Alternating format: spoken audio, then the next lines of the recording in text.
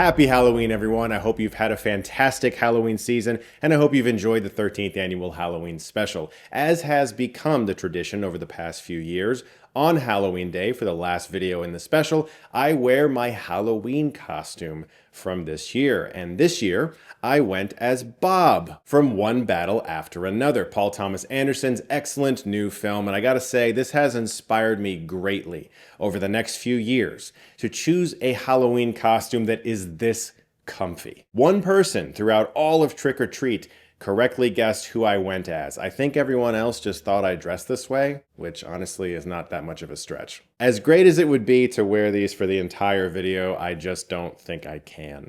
I'm gonna take these off and wear everything else though, which will make me look kind of like a bum, which honestly also is not that much of a stretch. Today we're talking about Guillermo del Toro's new film, Frankenstein, which is coming to Netflix on November 7th, but right now is in select theaters nationwide, and you have got to see this movie on a big screen. It deserves to be seen that way. Here, a brilliant but egotistical scientist brings a creature to life in a monstrous experiment that ultimately leads to the undoing of both the creator and his tragic creation. But I also want to let you know about Osgood Perkins' new film, Keeper, which is opening on November 14th. I had the opportunity to see a little bit of this movie, about 30 minutes of select scenes, and I was really impressed. His vision for this movie feels like descending into madness. Tatiana Maslany is really terrific in the film, and a lot of other filmmakers like Guillermo del Toro and James Wan and Damien Leone have all praised this film. From Osgood Perkins, the director of Longlegs and The Monkey, Keeper opens nationwide on November 14th. Definitely check this film out. His adaptation of Frankenstein does have things we've seen before out of this source material, but it explores it in such a new and unique way and goes in very fun directions that I did not expect. This is also a sumptuously beautiful movie. I am so glad that I saw this in a movie theater. It is my favorite looking film of the whole year. It is absolutely beautiful. And it sounds incredible. Alexander Desplat's score is also one of my favorites of the year. What's so amazing about Del Toro's vision for Frankenstein is the same way that I felt about his vision for Pinocchio, and that is that I have seen so many different versions of both of these films.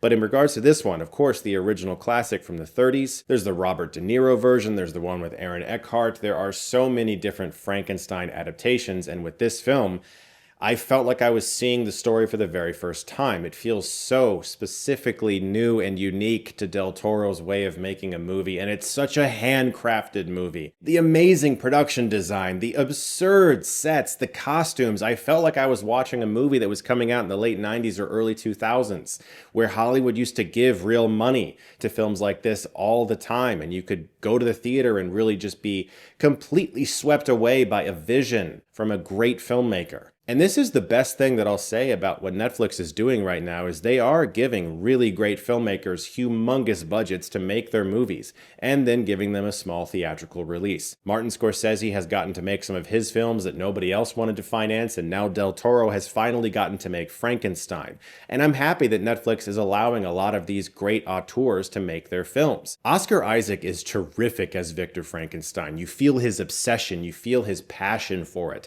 and you feel that he will stop at nothing to bring someone back from the dead, or at least prove that life can be extended or that immortality is within reach. He's really terrific in the movie, and you like him even though you see that he's doing bad things. He's completely magnetic on the screen, but once that turn starts to happen and you start to side more with Frankenstein's monster, played by Jacob Elordi, extremely well, by the way. There's so much sympathy for him.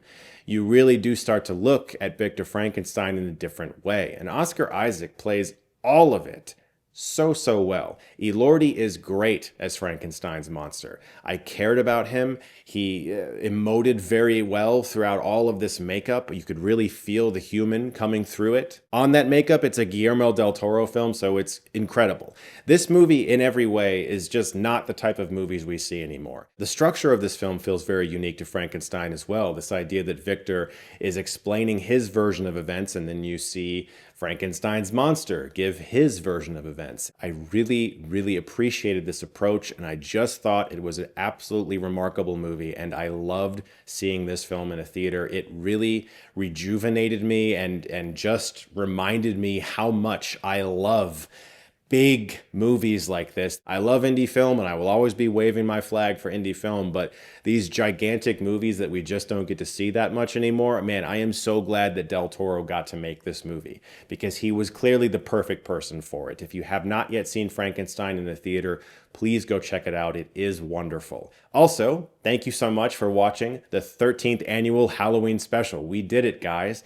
We have been doing this for a while, and I have had so much fun talking about so many great Halloween movies with you guys this year. I'm going to put these back on for the end of the video. Guys, thank you so much once again for joining me on yet another Halloween special, and I can't wait to do it again next year. As always, if you like this, you can click right here and get Stuckmanized.